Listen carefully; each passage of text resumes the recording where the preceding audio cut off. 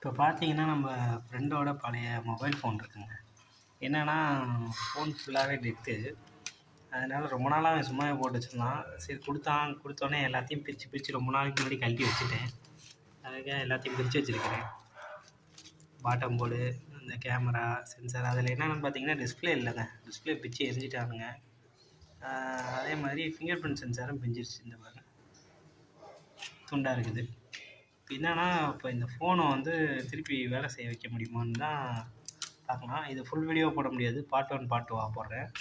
So first வந்து பேட்டரியை கழட்டி செக் பண்ணி பார்ப்போங்க. பேட்டரியில் மல்டிமீட்டர் வச்சு இதோட வோல்டேஜ் என்னன்னு செக் பண்ணிக்குவோம். ஸோ மோஸ்ட் ப்ராபப்ளி பேட்டரியில் சார்ஜ் இல்லைனாலும் ஃபோன் இதாகாது. அதே மாதிரி இந்த இடத்துல ஒரு ஸ்டிக்கர் இருந்துச்சு, வாட்டர் டேமேஜ் ஸ்டிக்கரு. அதில் வாட்டர் டேமேஜ் ஆகிடுச்சுன்னா உங்களுக்கு ப்ளூ கலரில் பிங்க் கலரில் மாறிடும் போர்டு. அதே மாதிரி பிங்க் கலர்லேயும் இருந்துச்சு, என்னன்னு தெரில, பார்த்தா தான் தெரியும். ஆனால் பேட்டரி சுத்தமாக வோல்டேஜ் இல்லைங்க,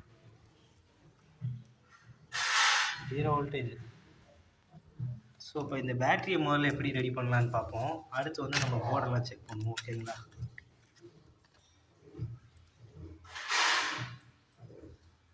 இந்த இடத்துல ஒரு ரெசிஸ்டன்ஸ் இருக்குது பார்த்தீங்களா? முதல்ல வந்து இந்த ரெசிஸ்டன்ஸ் வந்து பைபாஸ் பண்ணுங்க. இந்த ரெசிஸ்டன்ஸ் வந்து ஷார்ட் பண்ணணும். ஷார்ட் பண்ணிவிட்டு தென் பேட்டரிக்கு சார்ஜ் போட்டு பார்த்தீங்கன்னா தான் என்னென்னு உங்களுக்கு ரெஸ்பான்ஸ் தெரியும்.